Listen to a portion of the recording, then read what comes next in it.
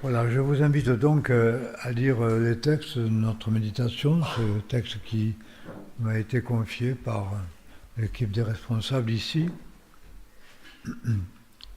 Nous voulons le lire ensemble au chapitre 6 de 1 Corinthiens, 1 Corinthiens 6, verset 12.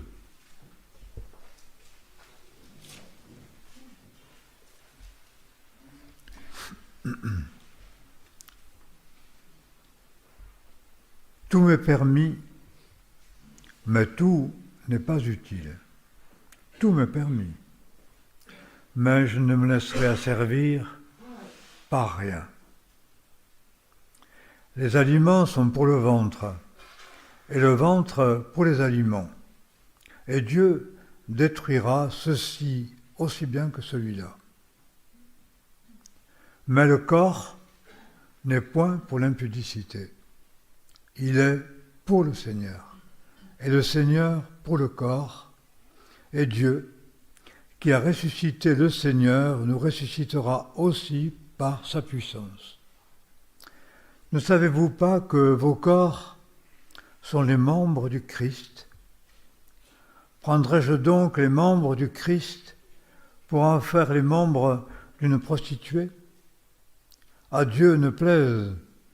Ne savez-vous pas que celui qui s'unit à une prostituée devient un même corps avec elle ?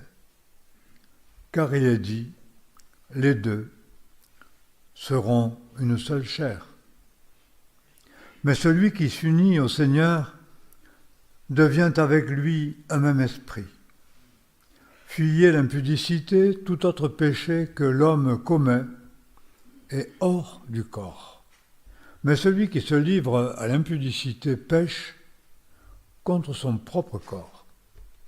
Ne savez-vous pas que votre corps est le temple du Saint-Esprit qui est en vous et que vous avez reçu de Dieu et que vous ne vous appartenez plus à vous-même, car vous avez été rachetés à un grand prix. Glorifiez donc Dieu dans votre corps et dans votre esprit qui appartiennent à Dieu.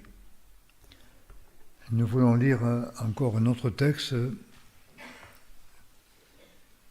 chapitre 15 de 1 Corinthiens.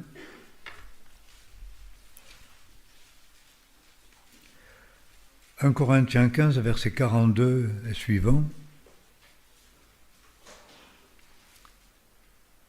Le corps est semé corruptible, il ressuscite incorruptible. Il est semé méprisable, il ressuscite glorieux. Il est semé infirme, il ressuscite plein de force. Il est semé corps animal, il ressuscite corps spirituel. S'il y a un corps animal, il y a aussi un corps spirituel. C'est ainsi qu'il est écrit, le premier homme, Adam, a été fait âme vivante. Le dernier Adam, c'est-à-dire Jésus, est esprit vivifiant. Mais ce n'est pas ce qui est spirituel qui vient le premier. C'est ce qui est animal. Ce qui est spirituel vient ensuite.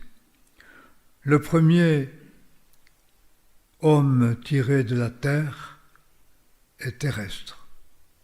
Le second est venu du ciel. Tel est le terrestre. Tels sont aussi les terrestres. Tel est le céleste. Tels sont aussi les célestes. Et de même que nous avons été à l'image du terrestre, de même nous serons à l'image du céleste. Ce que j'affirme, frères, c'est que la chair et le sang ne peuvent hériter le royaume de Dieu et que la corruption n'hérite point l'incorruptibilité. Voici un mystère que je vous révèle. Nous ne mourrons pas tous, mais tous nous serons changés en un instant, en un clin d'œil au son de la dernière trompette, car la trompette sonnera. Les morts ressusciteront incorruptibles et nous serons changés. Il faut en effet que ce corps corruptible revête l'incorruptibilité et que ce corps mortel revête l'immortalité, et quand ce corps corruptible aura revêtu l'incorruptibilité, que le corps mortel aura revêtu l'immortalité, alors s'accomplira cette parole de l'Écriture: la mort a été engloutie dans la victoire. Ô mort, où est ta victoire? Ô mort, où est ton aiguillon? Or, l'aiguillon de la mort, c'est le péché. La puissance du péché, c'est la loi. Mais grâce soit rendue à Dieu, qui nous donne la victoire par notre Seigneur Jésus-Christ. Ainsi donc, mes frères bien-aimés, soyez fermes, inébranlables et de plus en plus actifs dans l'œuvre du Seigneur, sachant que la peine que vous donnez n'est pas vaine dans le Seigneur. Et juste quelques versets de Romains chapitre 12, verset 1. Je vous exhorte donc, frères, par les compassions de Dieu, à offrir vos corps en sacrifice vivant, saint, agréable à Dieu, ce qui est votre culte raisonnable. Ne vous conformez pas au présent siècle, mais soyez transformés par le renouvellement de votre esprit, afin que vous discerniez quelle est la volonté de Dieu, qui est bonne, agréable et parfaite.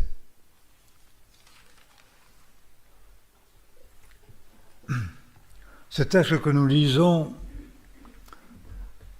sont des textes qui nous mettent en relation avec des réalités qui sont autres que les réalités visibles, mais qui sont bien au-delà, et qui nous révèlent quelle est la destinée du corps du chrétien et de quelle manière nous sommes appelés à en user. Ces textes mettent en lumière des choses mystérieuses qui restent partiellement mystérieuses pour nous. Le psaume que nous avons lu parle justement, ces choses sont trop grandes et mystérieuses pour moi pour que je puisse les saisir et les comprendre. Et je ne pense pas les avoir toutes comprises, même si elles me touchent, au-delà même de la raison, et révèlent au cœur la réalité d'une vie du corps et d'une vie éternelle pour notre corps, mais non pas ce corps si méprisable qui vieillit, qui s'abîme, qui constamment nous sollicite par ses convoitises et ses désirs, nous asservissent donc à des lois qui sont les lois de la chair. Que la loi chrétienne balise, mais ne fait pas vivre. Parce que la loi de Moïse est la puissance du péché, et la puissance du péché, c'est la mort. Nous avons bien souvent, et je pense que nous pourrions utiliser les textes que nous avons lus de manière extrêmement légaliste pour nous conduire d'une manière impeccable, et dans la mesure où notre vie extérieure est impeccable selon la loi, nous nous sentons justifiés, bien que dans le fond de nos cœurs nous sentions bien coupables, souvent et jugés, de sorte que religieusement nous soyons obligés de polisser les apparences et cacher la réalité intérieure et extérieure de nos vies secrètes, bien souvent. Donc nous sommes tour à tour rassurés par notre obéissance et l'impeccabilité d'une conduite, mais aussi accusés au fond de soi-même, mais accusant aussi bien sûr les autres qui se comportent avec leur corps, et surtout par rapport à l'impudicité, puisque c'est ce que le texte souligne ici. Le corps n'est pas pour l'impudicité, le corps est pour le Seigneur, et tout autre péché qu'un homme commette est hors de son corps, mais celui qui s'unit à la prostituée ou qui pratique l'impudicité pêche contre son propre corps, donc bien au-delà de ce que nous pouvons penser si nous sommes chrétiens et nous sommes temple et membres donc du corps de Christ. C'est contre le Christ que nous péchons en péchant contre notre corps par la pratique de l'impureté, de l'impudicité. Donc nous pouvons nous justifier par une sorte de conduite impeccable qui nous permet de nous accuser, de nous défendre tour à tour, comme les païens. La conscience du païen s'accuse, se défend, et la plupart du temps, pour se défendre, accuse les autres aussi. Et ça peut être tout le monde entier, ceux qui nous côtoient, et aussi, au fond, notre hérédité et nos familles, quand on sait d'où nous venons. Pour nous accuser, nous justifier, et ainsi, il n'y a pas de vie, il n'y a pas de véritable amour, et il n'y a pas non plus de culte. Que devons-nous faire dans nos corps? Nous pourrions, comme je l'ai dit, interpréter cela de manière légaliste, de manière juste, qui nous met sous un jugement et qui permet le jugement en analysant la vie, le comportement des autres, jusqu'à deviner ce que nous croyons qu'ils vivent en relation avec les apparences. C'est la loi, c'est le principe du jugement, et quand nous lisons le texte de l'Épître aux Corinthiens, eh bien, nous nous rendons compte que c'est la puissance de la mort. La puissance du péché, c'est la loi, parce que je connais le péché par la loi, et je ne connais la convoitise que parce que la loi dit « tu ne convoiteras pas ». Mais qui peut s'empêcher de convoiter? Donc la convoitise est condamnée par la parole et suscitée même par la loi de Dieu, qui dit « tu ne convoiteras pas ». Cette loi donne la force au péché, et nous ne s'en sortons pas par rapport à cela. Si nous ne sommes pas habités par une loi supérieure à toute loi, supérieure à la loi des hommes, supérieure à la loi de la chair, et supérieure même à la loi des 10 commandements qui font appel aux efforts de la chair pour s'y soumettre. Nous n'échappons pas, et c'est en cela que nous sommes morts, le corps est mort à cause du péché. Mais il est vie comment? Par la puissance de l'esprit qui habite en nous. Avons-nous donc reçu la puissance de cet esprit qui vit en nous et qui est au-delà de la loi qui nous condamne et qui nous justifie faussement pour accuser les autres? Parce que celui qui se justifie par rapport à son comportement, automatiquement juge les autres et les condamne. On est dans un principe de condamnation, on est dans un principe de mort, lorsque l'homme fait appel à lui-même et à toutes les lois qu'il habite, les lois de l'hérédité, les lois des hommes, les lois et la loi de Dieu aussi, c'est quelque chose qu'on a beaucoup de peine à avaler. Cette loi, elle est spirituelle, mais je suis tellement charnel qu'elle ne fait que me condamner en éveillant en moi, au fond, par l'interdit et par les ordres, l'obéissance, toutes sortes de désobéissance, et j'en suis condamné. Nous faisons rarement finalement, ce bilan complet quant à nous-mêmes, c'est pourquoi la religion fait appel à nos efforts pour nous conformer autant que possible à cette loi.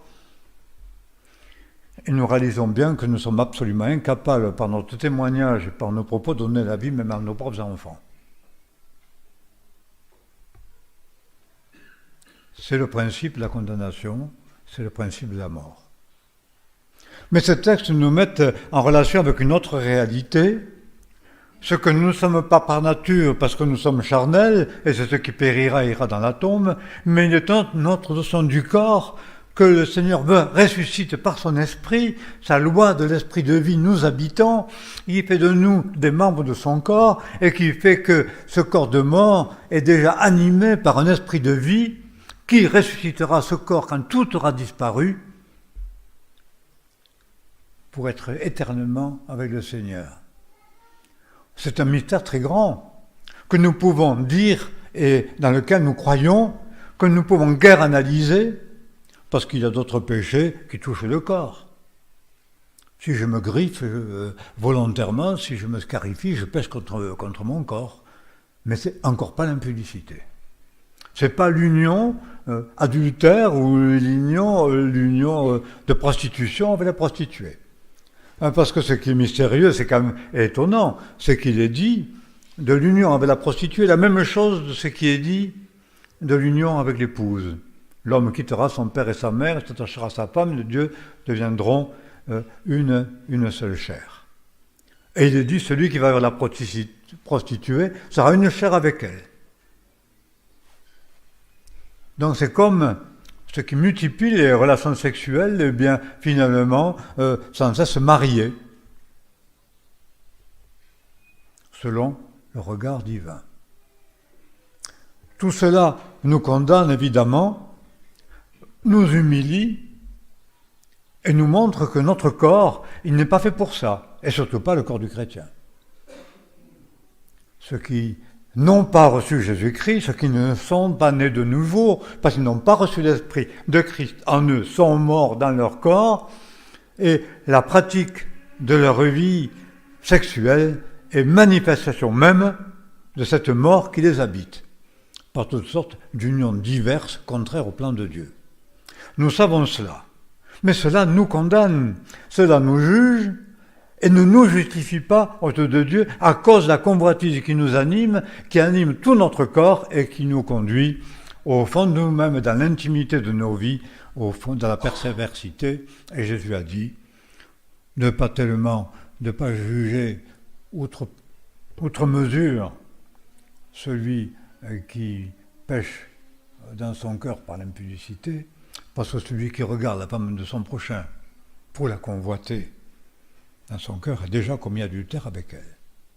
La loi nous condamne, et cette loi nous tue, parce qu'elle ne fait que susciter le péché, révéler le péché. Elle ne sommes pas ici, et l'apôtre Paul ne veut pas nous enseigner une loi à laquelle nous devons nous astreindre, elle nous montre la réalité de ce mal qui nous habite, de ce corps qui est mortel à cause du péché et qui mourra. Mais il est une autre notion du corps, qui est un mystère, mais qui est mis en avant ici, qui est le corps de l'homme qui a reçu la vie du Seigneur Jésus, donc qui est né de nouveau, et qui a reçu en lui cette puissance de vie impérissable qui le ressuscitera quand le Seigneur reviendra après sa mort, ou s'il est encore en vie, de la même manière.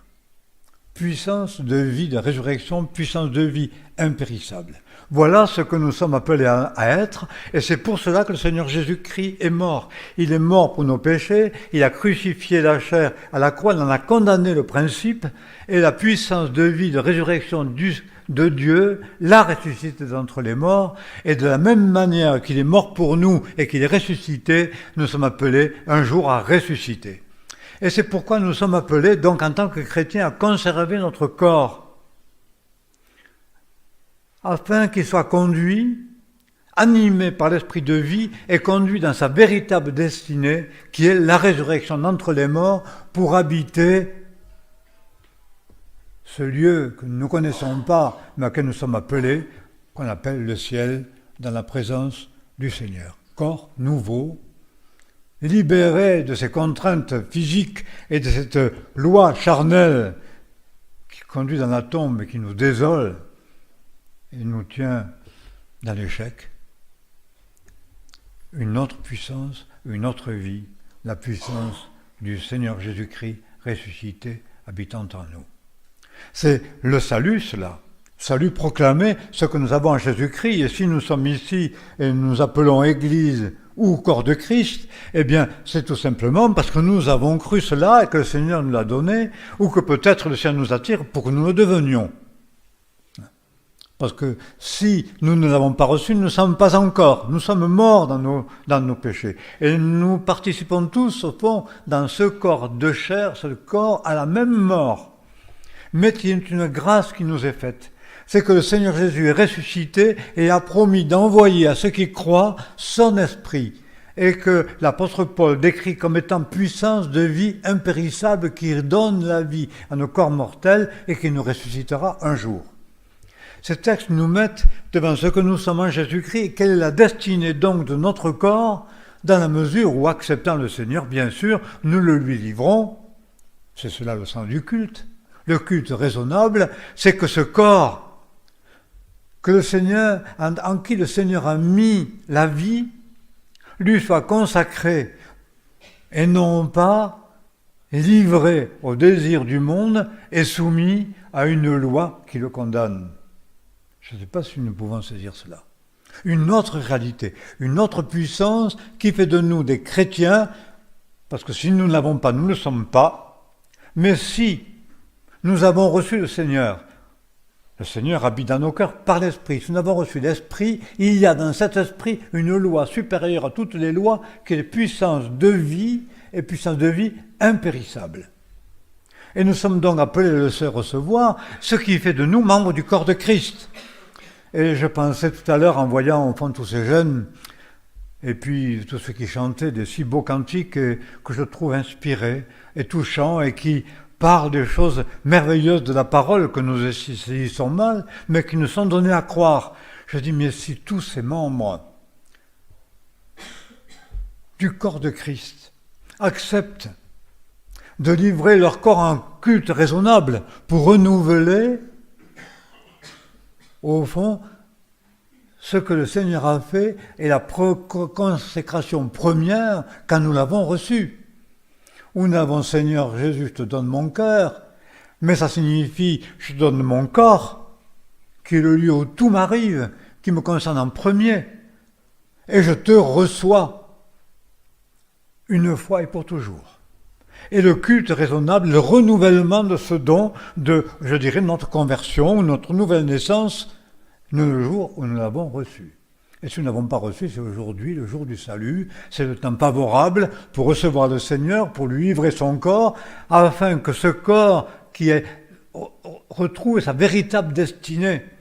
C'est pourquoi il a été créé, quand Dieu a créé l'homme, destiné pour être à lui, pour être reflet de sa gloire, et membre de lui-même, participant de sa vie, qui est vie éternelle.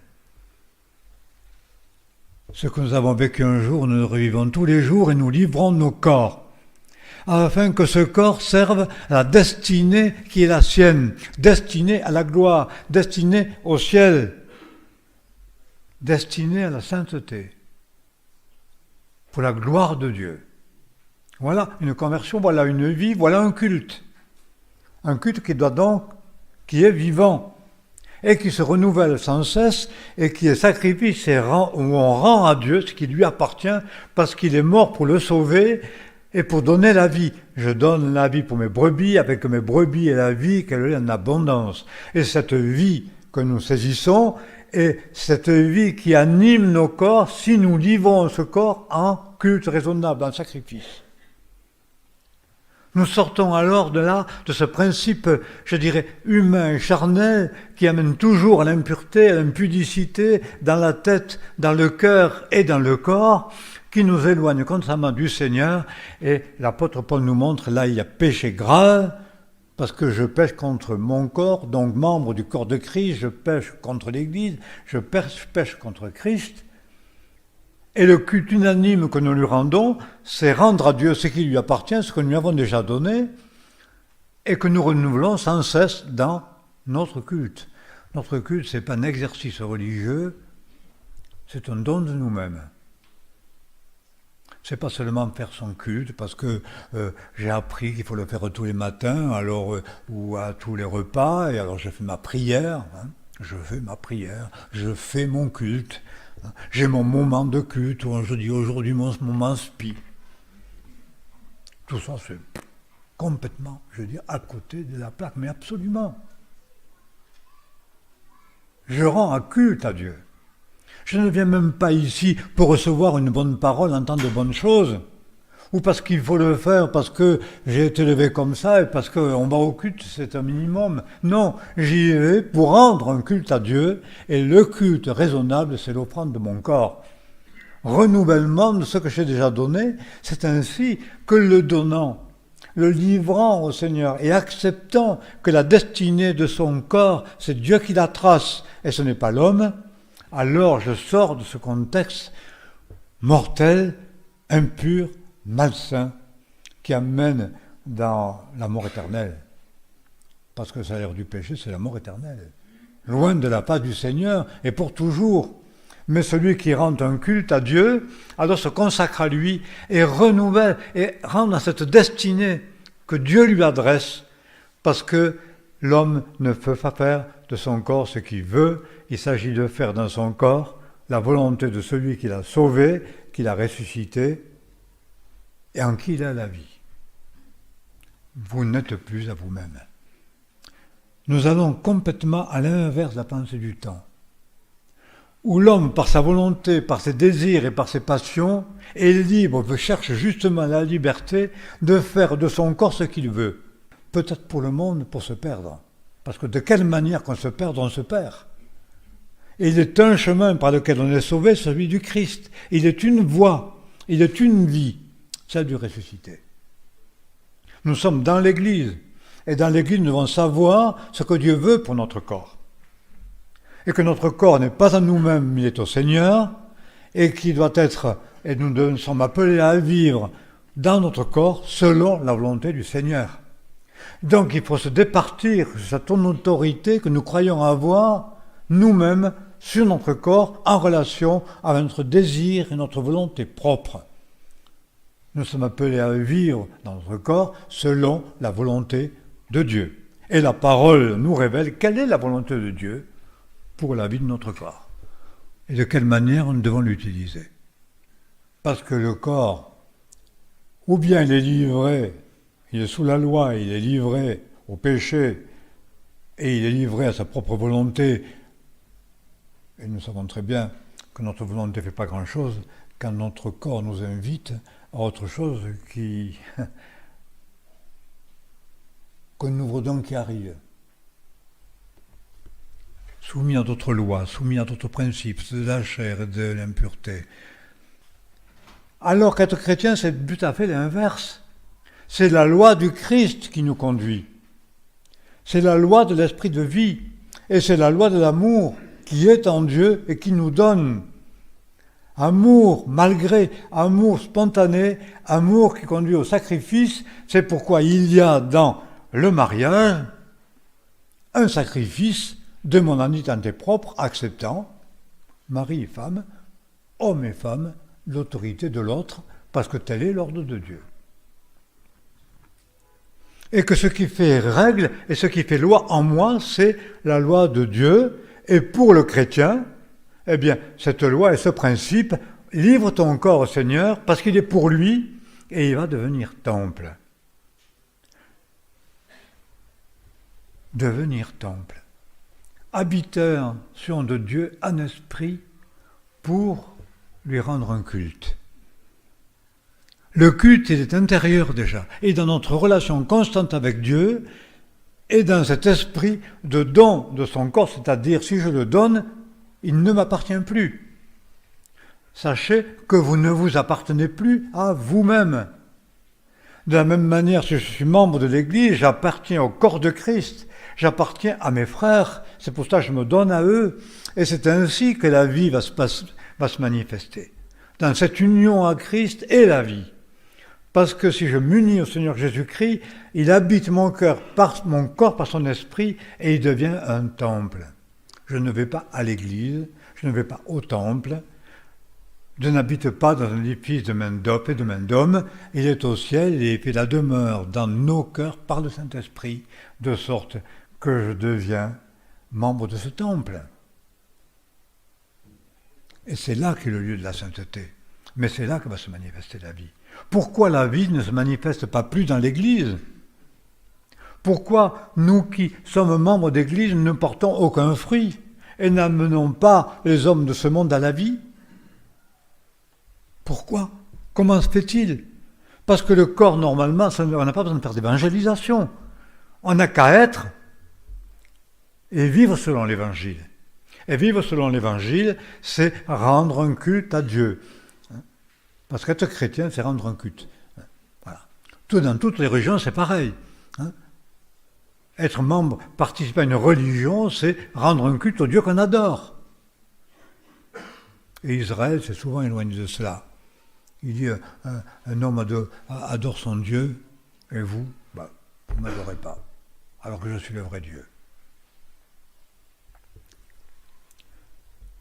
Normalement, quand le corps de Christ, quand l'Église accepte de dépendre de son Dieu et accepte la destinée que Dieu lui donne, accepte la réalité de la nouvelle naissance, corps, temple, appartenant au Seigneur, ayant reçu une vie qu'il ressuscitera au dernier jour pour habiter éternellement avec le Seigneur, mystère.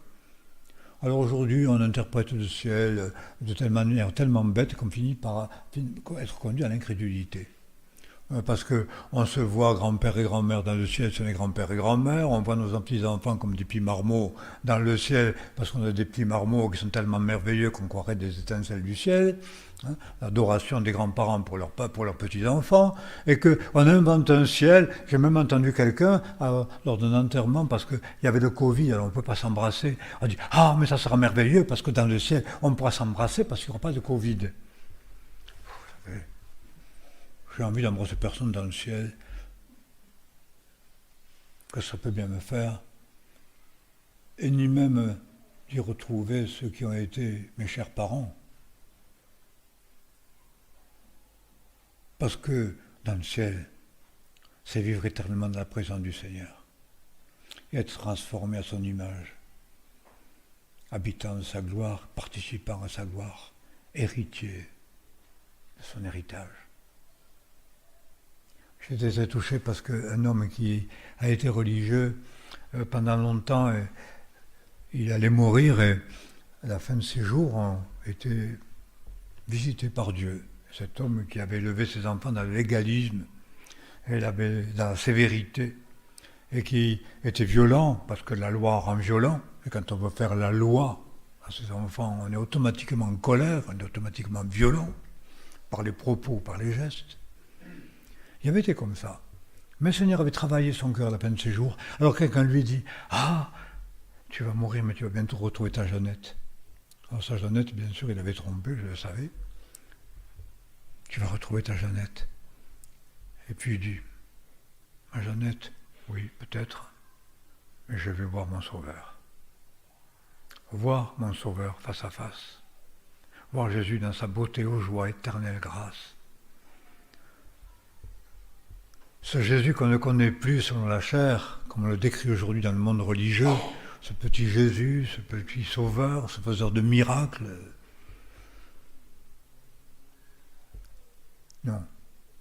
Qu'on contemple sur la croix, pantelant, désespérant, mort.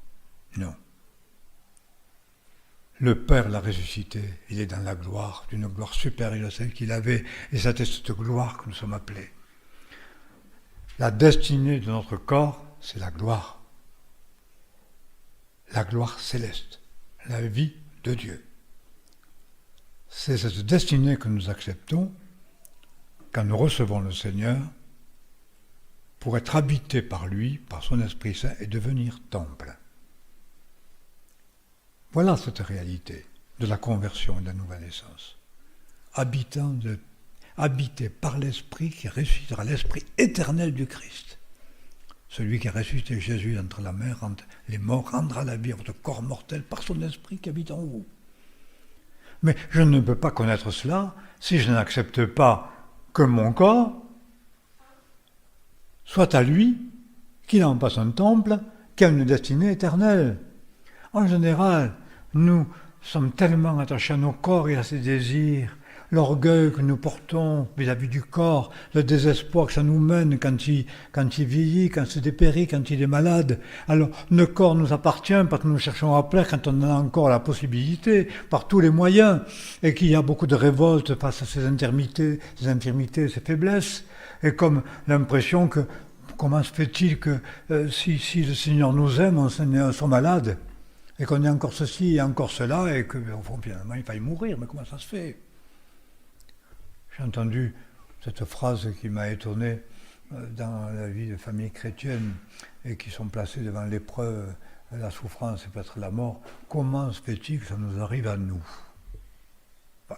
Comment se fait-il que ça nous arrive à nous? Et pourquoi pas donc? Et pourquoi pas? Pour qui nous prenons-nous? De sorte que, étant maître de nos corps toute notre vie, et en faisant de nos corps ce que nous croyons bien, tout en étant quand même conforme à la loi pour nous rassurer un tout petit peu, hein, c'est ça. Nous n'acceptons pas la destinée de notre corps, nous n'acceptons pas ce que le Seigneur est appelé à en faire. Donc nous en sommes maîtres, nous en faisons ce que nous voulons, nous le soumettons avec peine à la loi et au commandement pour avoir une vie à peu près potable, pour pouvoir quand même être un peu pas comme les autres et pouvoir les juger. Parce que c'est souvent un peu ainsi. Et puis, quand ce corps est tellement malade, eh bien, il ne nous appartient plus, nous le livrons à la médecine, qui aujourd'hui pense avoir presque droit de vie et de mort sur leurs malades. C'est eux qui vont leur donner la vie, c'est eux qui décideront, quand c'est décidément perdu, de les faire mourir. Voilà comme si le chrétien était destiné à ça.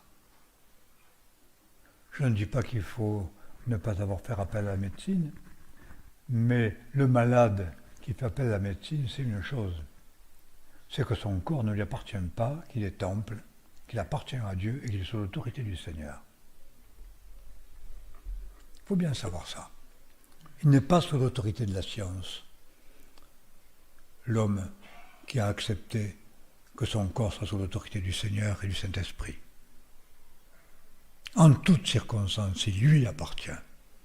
Et c'est lui qui a autorité. Et c'est de lui qu'on détient la vie. Et que c'est pour lui que ce corps existe et vit. Et qu'on veille à le garder en bonne santé. Et qu'on le soigne aussi.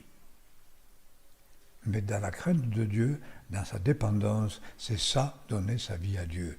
Et c'est pourquoi, pour ne pas l'oublier, on peut dire, ne pas perdre de vue notre destinée et notre vie de chrétien, eh bien nous sommes appelés à rendre un culte raisonnable.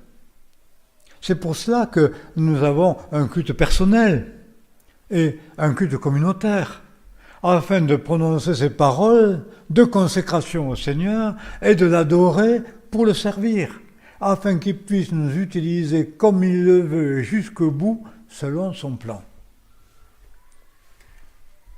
Comprendre la destinée de notre corps en tant que chrétien, ce que nous sommes en réalité et ce à quoi nous sommes appelés. Quel est le sens de l'existence chrétienne? C'est le culte qui nous l'apprend. Si nous acceptons d'être replacés devant ces réalités telles qu'elles sont décrites de manière si puissante mais si mystérieuse et incompréhensible pour la raison. Ces choses sont cachées aux sages intelligents. Et quand j'entends ce que les sages intelligents disent du corps, ce qu'ils écrivent, et la manière dont ils se regardent et nous regardent, plus ils sont sages, plus ils sont à côté. Plus ils sont loin de ce plan-là. C'est pourquoi ce que nous disons, ce que nous croyons, ce que nous vivons est complètement anachronique. C'est hors de ce temps. Et ça l'était déjà quand nous étions jeunes, mais aujourd'hui alors, on n'est plus du tout en phase. Et ce qu'on nous enseigne est la manière dont les hommes de ce monde vivent, qui marque tellement notre conduite, nos attitudes et notre conscience. Il est indispensable qu'elle soit ramenée à la vérité qui a été écrite il y a 2000 ans, mais qui nous enseigne avec la même force. Ne vous conformez pas dans votre pensée au siècle présent, soyez transformés par le renouvellement d'une intelligence. C'est cette parole qui nous est donnée, qui nous est révélée, que nous enseignons et qui nous conduit à une obéissance en livrant nos corps au Seigneur, en sacrifice vivant, saint, agréable à Dieu, en lui rendant un culte. C'est ça le culte raisonnable. Et c'est ainsi que nous allons être renouvelés sans cesse dans la vie de l'esprit, et que nous sommes ramenés sans cesse à notre véritable vocation, et que ce à quoi nous sommes destinés va prendre de plus en plus de force et de certitude en nous, jusqu'au jour où il nous rappellera la gloire, et alors nous serons semés corruptibles, et tout ce qui est corruptible disparaîtra, mais ce qui est incorruptible, cette vie incorruptible, cette puissance de vie impérissable, va se manifester en nous ressuscitant d'entre les morts pour un corps spirituel qui est invisible sur la terre, mais qui est dans le ciel. Mystère. Mais quand même réalité. Pour nous qui croyons. Et je sais que si nous croyons, et si nous croyons au Seigneur Jésus, si nous l'avons reçu, nous savons pour nous-mêmes que ça c'est la vérité. Et qu'il faut donc être sans cesse ramené dans cette vérité-là, dans ce culte-là, dans cette adoration-là, dans cette consacration-là, dans la prise de conscience de ce que nous sommes en lui, de ce qu'il est en nous et quelle est notre destinée. Quelle est la destinée de mon corps? Qu'est-ce que je suis donc appelé à en faire en relation avec cette destinée? De quelle manière je vis avec lui à la gloire de Dieu? Livré, mais animé par son esprit, par l'esprit de vie. La loi de l'esprit de vie en Jésus-Christ m'a libéré de la loi du péché et de la mort, et cela nous conduit alors à ce culte qui au fond suit la consécration et qui est la louange, la reconnaissance, les actions de grâce envers Dieu. En dehors de cette vie-là, il n'y a pas de culte, il n'y a pas de vraie vie chrétienne, il n'y a que des efforts. Et j'ai parfois l'impression que la vie est si peu renouvelée en nous parce que nous en perdons tellement le sens dans notre manière de vivre, dans notre vie charnelle et terrestre, que nous ressemblons bien souvent à des animaux de basse-cour que je décris souvent en décrivant les poules qui arrivent peut-être à grimper sur les chaises et vaguement sur sa table pour la souiller, comme un petit coq que la belette a tué. Des animaux de basse-cour qui battent un peu des ailes, qui essaient de grimper un tout petit peu et qui retombent pesamment sur le sol pour becqueter les vers qui sont à la terre. C'est bien souvent ça à quoi ressemble notre vie. Alors que nous sommes appelés à quelque chose de tout à fait autre. Cette élévation, parce qu'il y a une élévation dans le culte, c'est l'action de l'esprit, c'est son souffle, animant nos cœurs, animant nos corps, pour que dans notre cœur, dans notre esprit, dans notre corps, nous glorifions Dieu. Il y a là la vie pour le corps, vivant par Christ, appelé à la résurrection, et être transformé à son image, dès à présent et pour toujours, de gloire en gloire, par l'Esprit du Seigneur. Nous voulons prier. Seigneur, il y a tant de choses merveilleuses que nous entendons, que nous prenons si mal, mais puisque tu nous y appelles, nous ne pouvons que répondre à cet appel et te livrer comme à nouveau notre corps et te demander de manifester ta vie dans l'Église et étant membre de ce corps de Christ à qui tu as donné la vie pour la vie éternelle et pour la résurrection. Tu as accompli ton sacrifice pour condamner la chair, tu as expié nos fautes et ton sang nous purifie de tout péché. Mais cette réalité est vraie pour quiconque croit, reçoit la vie nouvelle et accepte que l'Esprit Saint anime son corps, en soit l'autorité, et accepte cette destinée éternelle qui est être à ton image, encore nouveau ressuscité. C'est ce culte-là que nous voulons t'adresser. Étant animés par ton esprit, nous sommes libres, libérés de cet esclavage de la chair, libres d'aimer, libres de servir, libres de te glorifier. Telle est notre liberté, telle est notre gloire et c'est la tienne, et c'est dans cet esprit que nous voulons te louer dans l'Église, t'exalter et saisir la vie éternelle à laquelle tu nous as appelés. Nous te bénissons, Seigneur, pour un si grand salut, pour une œuvre si merveilleuse, si incompréhensible, mais si vraie, pour tous ceux qui ont cru et qui t'ont reçu. Renouvelle en nous l'espérance, renouvelle la foi, fais-nous vivre et nous serons sauvés, anime nos corps et nous serons des témoins qui apporteront la vie au monde qui se perd. Merci Seigneur parce que tu as la puissance de faire ces choses et tu nous l'as promis. Nous croyons et nous te bénissons. Amen.